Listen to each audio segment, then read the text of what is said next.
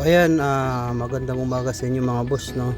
Bali may kinabit tayong front sensor na nilagyan natin ng parking switch on off, no. Yan. Tapos nakasabay siya sa ignition natin. Pag ino natin yung ignition, yan, saka pa lang siya gagana, no. Off mo, patay.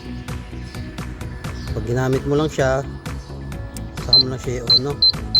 Once na hindi mo makita yung pagpark mo sa harapan, lalo na paggabi. Kaya mas makakatulong to. Maglagay na tayo ng sensor sa harapan kasi additional ano siya, safety para sa sasakyan natin.